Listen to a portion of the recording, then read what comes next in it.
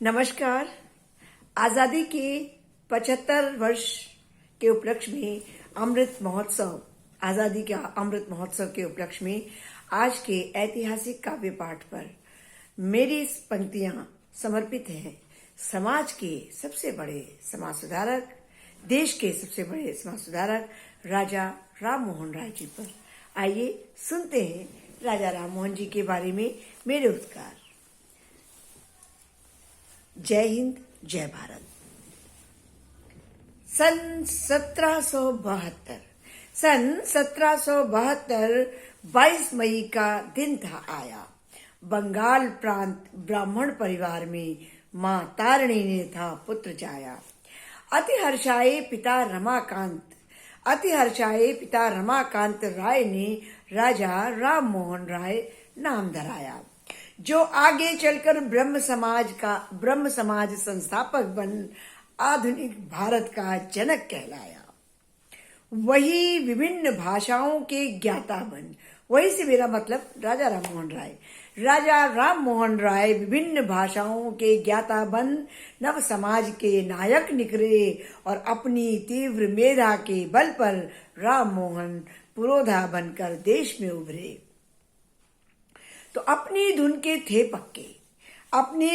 थे पक्के, स्वतंत्रता के सच्चे मतवाले थे, वैदिक संस्कृति के संवाहक, संस्कार जगाने निकले थे।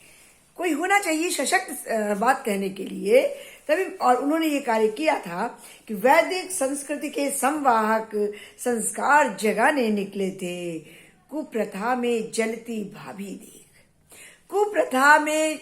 भाभी देख सामाजिक बुराइयां हटाने प्रति संकल्पित थे। भारतीय परंपरा का पुनर्जागरण, नव भारत का सपना पाले थे। और क्या किया उन्होंने, जिसके कारण वो इतने बड़े समाज सुधारक कहे जाते हैं और जिसका फायदा आज के हर वर्ग को मिल रहा है, समाज को मिल रहा है, कि बाल विवाह और सती प्रथा के कट्टर विरोधी निकले जन जन को स्वर देने। कट्टर विरोधी होकर निकले थे जन जन को स्वर देने। ईस्ट इंडिया की करी नौकरी, किंतु कुनीति से आत्मग्लानि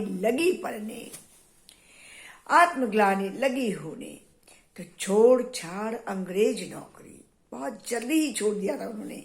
छोड़ छाड़ अंग्रेज नौकरी, मां भारती की शान प्रमुख मानी और देश और समाज हित ही जीवन समर्पित करने की ठानी। सामाजिक कुरीतियों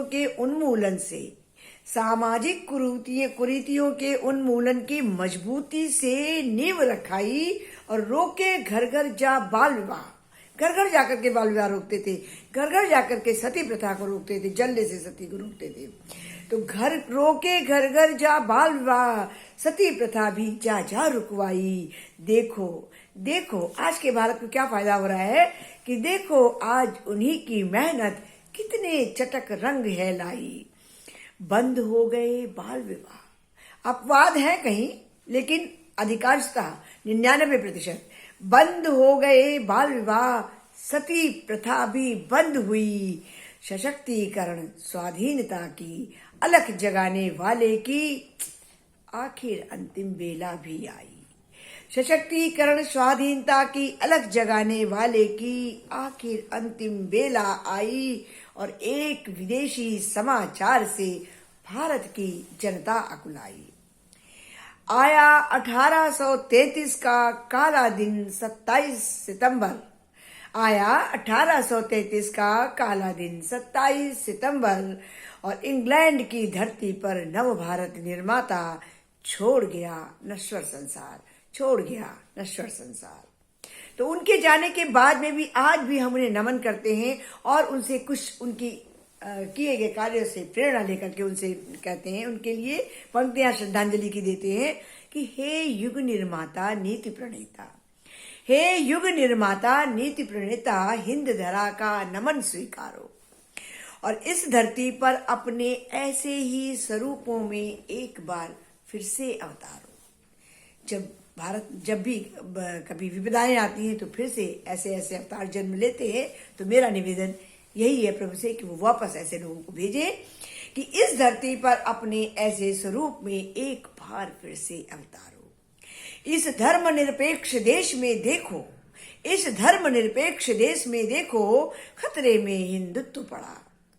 आकर अपने उद्बोधन से सशक्त मशाल जला जाओ, सशक्त मशाल जला जाओ और देश के बिखरे सत्ता लोलुप बंधुओं को, देश में बिखरे सत्ता लोलुप बंधुओं को फिर से इंसानियत सिखला जाओ। एक नया सुदृढ़ संकल्पित भारत, एक नया सुदृढ़ संकल्पित भारत फिर से आकर दे जाओ, फिर से आकर दे जाओ।